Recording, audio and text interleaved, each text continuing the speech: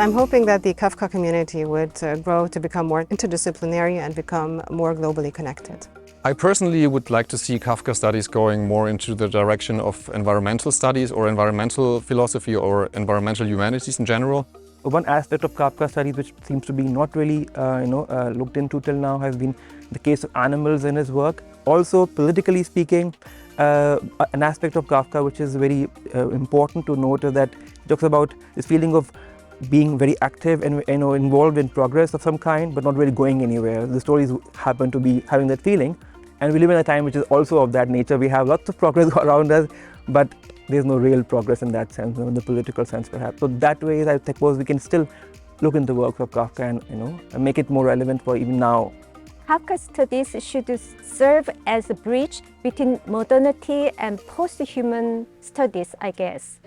While modernity is often characterized by exclusion, alienation, and absurdity, post-human studies tend to incorporate various elements to create a new understanding of a human identity. I believe Kafka's perspective on the human and non-human formed 100 years ago can help open new perspectives today.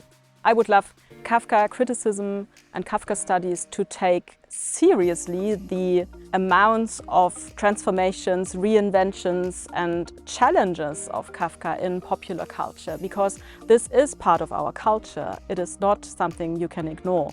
Areas I think that are unexplored are actually book illustrations and video games. Video games are always considered one of the very few academic disciplines. So I see various academics also they don't deal with that. So I think video games is one of the most unexplored area till now. One possible direction is the one promoted in this conference, the idea of researching the reception of Kafka in different cultural spaces, which would also benefit researchers from outside the Western world and help them promote the literature from their own cultural space. I think the term Kafka is just like many presenters were saying, because it's often connected with horror fiction, but it's much more than that. I don't think I could categorize him into one genre, and so I think that's the area which is quite overlooked.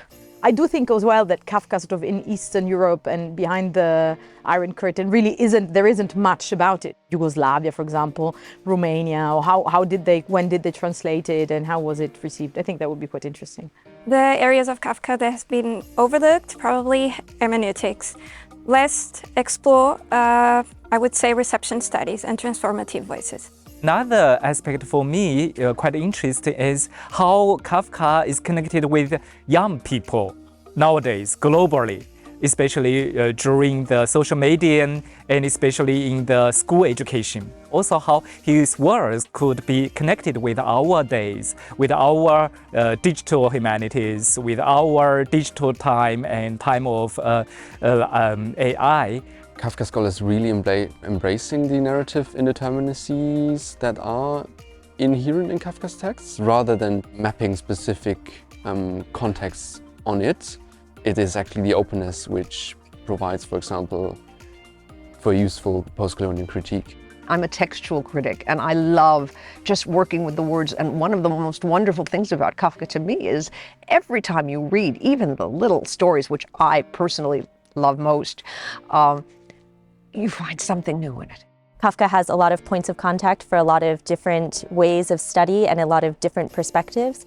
And so I think bringing together these interdisciplinary ways of engaging with Kafka and the Kafkaesque is what I hope to see for the future of Kafka studies.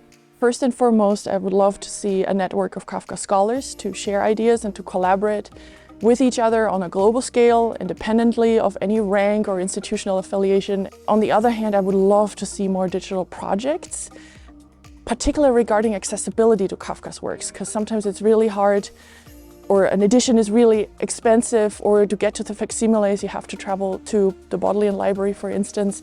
To just have that accessibility online would be great, but also more creative approaches online that either curate Kafka's works, that analyze Kafka's works, or completely transform them online, because the potential is there with the various applications that exist. He's had his run with so-called cultural studies. We need to go back to Kafka's deep immersion in unconscious energies, forcing him to write, driving him to write, and to try to get hold of something like this unconscious language that expels onto the page certain key concepts. To think about how to edit Kafka has a great impact on how to interpret Kafka, because the text itself might be the basement of the interpretation.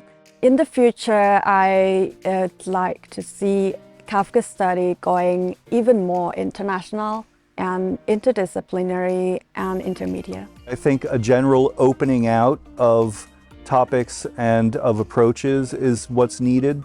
Democratization of Kafka studies, perhaps. And that's what I see going on in this conference, which is fabulous and is bringing together people from truly all over the world. I think that the kind of current movement or trajectory towards thinking about how Kafka's work travels not only geographically but also in terms of across different media allows us to unpick things that are new but also not so new in the text or in Kafka's work. In terms of kind of decolonial approaches, these things have always been there, but we can explore some of these ideas in new contexts. This conference I'm attending, Kafka Transformed, has been a wonderful model for where Kafka studies could go in the future. New ideas, new forms, new media are all part of the Kafka project rather than apart from the Kafka project.